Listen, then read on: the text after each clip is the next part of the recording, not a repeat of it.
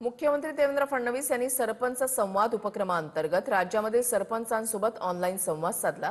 राज्यामधील हजारो सरपंच या व्यासपीठासोबत जोडलेले आहेत आणि या माध्यमातून 23,000 सरपंचांसोबत मुख्यमंत्र्यांनी संवाद साधला। ग्राम विकासाशिवाय आपल्या राज्याचा आणि देशाचा विकास होऊ शकत नाही, असं मुख्यमंत्री म्हणाले।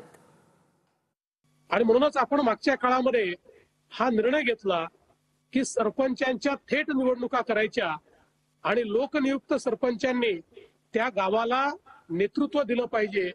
केंद्र सरकारच्या आणि राज्य सरकारच्या सगळ्या योजना या जर एकत्रित केल्या तर कुठलंच गाव मागे राहू शकत नाही। जलयुक्त शिवार सारखी योजना त्या ठिकाणी राबवली।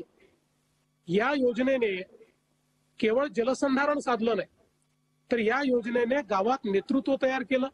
सरकारच्या योजना वाऱ्यासारख्या आहेत, ज्या खूप उपलब्ध आहेत, पण जोपर्यंत सरपंच रूपी आपला जो त्या ठिकाणी पंप आहे, हा पंप त्या सगळ्या योजना आपल्या गावाच्या ट्यूबमध्ये भरत नाही, तोपर्यंत गावामध्ये परिवर्तन होऊ शकत नाही।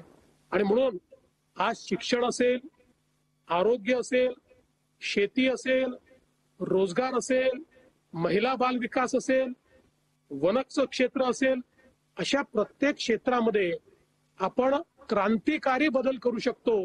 इतक्या मोठ्या प्रमाणात योजना उपलब्ध आहेत।